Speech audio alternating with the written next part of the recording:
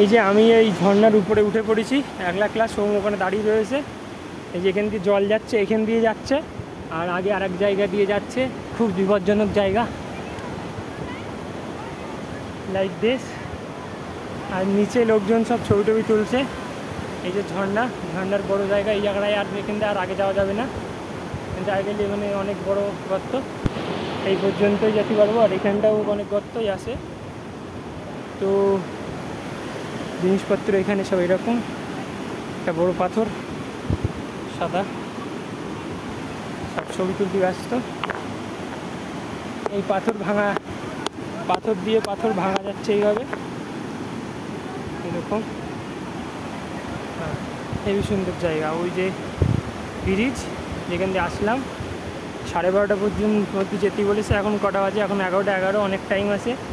এখানে আরও খানিকক্ষণ বসবো। ওই জায়গায় একটা ব্রিজ আছে, ব্রিজে ওখানে কেউ একটা কিছু জিনিসপত্র করছে, কাটাকাটি ছাটাকাটি এই সমস্ত। তো ব্যাস এইরকম জিনিস এখানে।